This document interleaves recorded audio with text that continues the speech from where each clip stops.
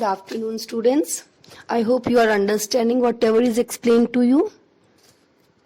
So, students, today we will continue with the previous chapter, that is life processes.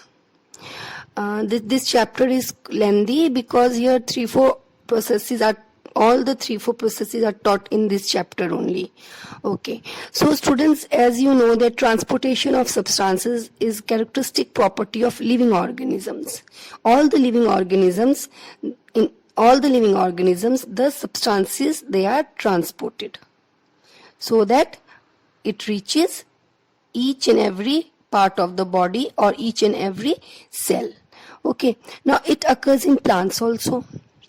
Now in humans, the substances were transported, that is the food material, and the harmful substances were removed from the body with the help of blood. Blood was the medium of transportation.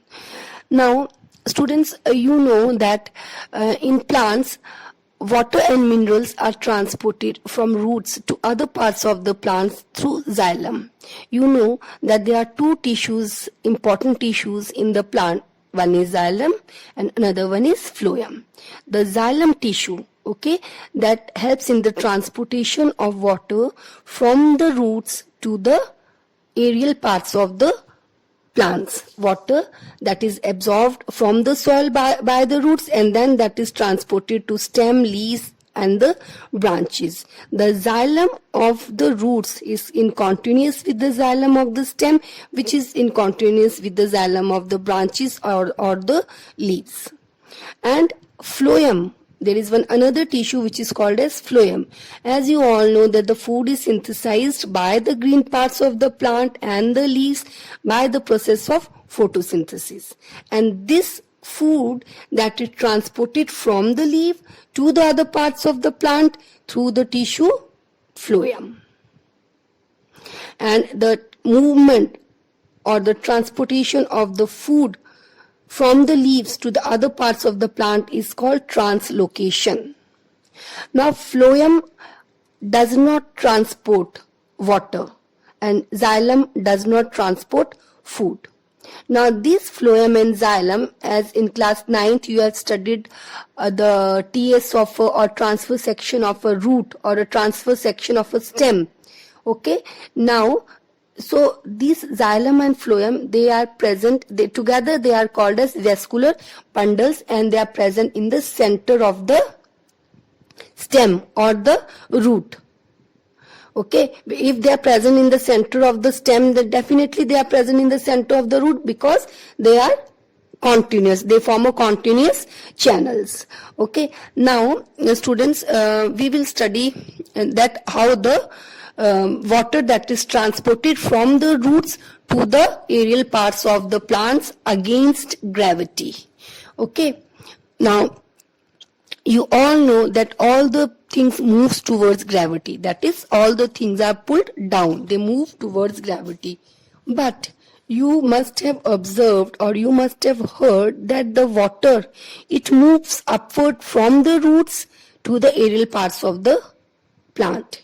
Water moves to the leaves, to the branches, and that is why photosynthesis takes place.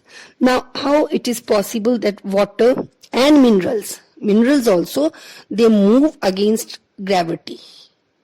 Because all the things moves towards gravity, they fall down, but water and minerals, they move against gravity, means upward. Okay, children, water and mineral, that is together called as, it forms sap. Water and minerals form sap.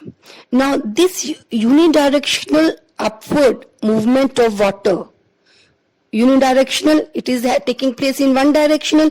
Unidirectional upward movement of water and dissolved minerals against gravitational force from root to shoot through xylem is called ascent of sap. Ascent means upward movement. And what is sap? Water and minerals, sap. So ascent of sap means movement, upward movement of sap. Upward movement of sap means it is taking place against gravity and it is taking place in one direction only. Water is not moving from the leaves to the roots or from the to the other parts. Water is moving from the roots to the aerial parts of the plant. So it is unidirectional. It takes place in one direction. And ascent of sand, ascent means upward movement of water and minerals. I hope all of you have understood. If you have any doubt, students, you can clear it. Now, students, how it is possible that ascent of sap takes place means it is moving against gravity. Now, various theories have been given by many scientists to explain the ascent of sap. Two most important theories are, one is root pressure theory and another one is transpiration pull. Now, root pressure theory.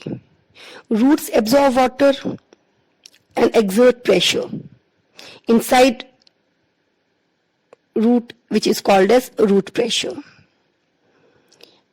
The water is present in the soil particle.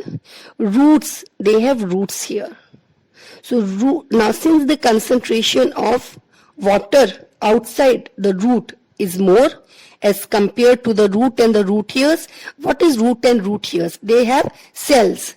If you have seen the TS last year, TS of root, outside is epidermis, then is cortex, then inside is endodermis, then inside endodermis is present pericycle, which contains the xylem and the phloem tissue.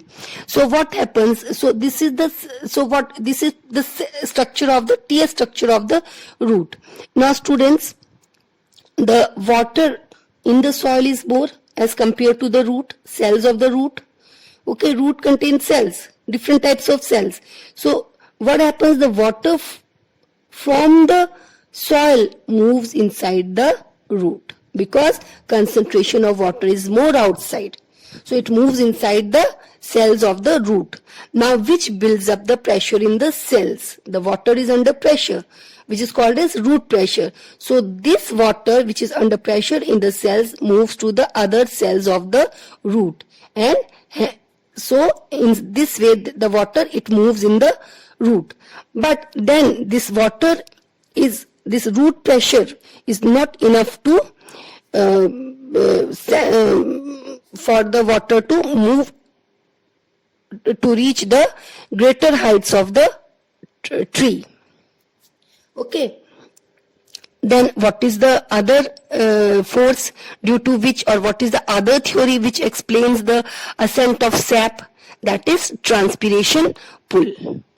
Okay, I hope everyone is understanding. If anyone has any doubt, you can ask now. Any doubt? Okay, now the movement of water from the root to aerial parts of the plant takes place by transpiration pull. In the roots, the water has reached from the soil, water has reached to the roots, but that water in the roots cannot reach to the aerial parts of the plant simply by root pressure theory. Okay, now this takes place with the help of transpiration pull. Okay, from the roots to the aerial parts of the plant, the water, it reaches by transpiration pull. What is transpiration? Transpiration, that is the loss of water in the form of water vapors. Now children, you know transpiration takes place during the daytime by the plants. Now what happened? The leaves, the water is lost through the stomata. Now just imagine, okay, just try to imagine. Transpiration takes place. Water reaches the leaves and from there the water is lost. And this creates an upward force or upward pull or stress. Okay, pull means its pull is created. And this draws the water from the roots to the aerial parts of the plants as a continuous channel, as a continuous upward channels of water, because you know the water has reached from the soil to the roots by root pressure theory, but that due to the root pressure it cannot reach to the aerial parts of the plants or to the top of the tree or to the leaves. that reaches only by transpiration pull. So due to transpiration, a force is created and that force pulls the water from the roots to the other parts of the plants. I hope all of you have understood this thing. And water, it is moved upward. Water or sap, I will say, it moves upward as a continuous unbroken channels against gravity. Okay. Now food, it is moved or food is transported from the leaves to the other parts of the plant by phloem tissue, and this is called as translocation of food. So students, today we will start with the last life process which is given in your book, and that is excretion. Now what is excretion? The living organisms, large number of reactions takes place which produces waste material in the body, and these waste materials can be toxic to our body and they need to be removed from the body. So the process of removal of toxic wastes from the body of an organism is called excretion. Excretion is nothing but the removal of waste material from the body. In animals, the main waste is nitrogenous waste, okay, like ammonia, urea, uric acid. They are the main waste other than respiratory waste, which is carbon dioxide. Carbon dioxide is removed from body during exhalation by lungs, okay. When you exhale, what happens? The carbon dioxide, it is removed. Now students, nitrogenous waste in humans, that is removed or that is excreted by a system which is called as excretory system or urinary system. Okay, you can see the image.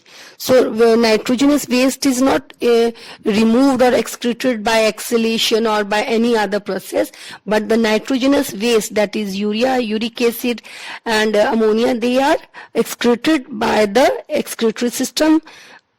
And this excretory system, it consists of pair of kidneys, pair of ureters and urethra. Now the kidneys, they make the urine is produced in the kidneys. From the kidneys, the ureters, they carry the urine to the urinary bladder, and in the urinary bladder the urine is stored until the urge to pass out the urine. Okay, now tomorrow this chapter, we will finish this chapter tomorrow. Very little portion is left, so I have given you the introduction of excretory system, and tomorrow or in the next class we will learn how the urine is manufactured and how it is excreted from the kidneys. Okay, so I will give you one assignment. Try to do the assignment on your own. After hearing the audio, please do the assignment and revise the chapter. Whatever is taught to you, revise the chapter, and now I will start giving you question and answers. So slowly you can write the question and answers in your copies. Make copy, one chemistry and biology, or one copy you can divide it into 2 parts and you can write the question and answers. Thank you students. Please revise whatever is explained to you.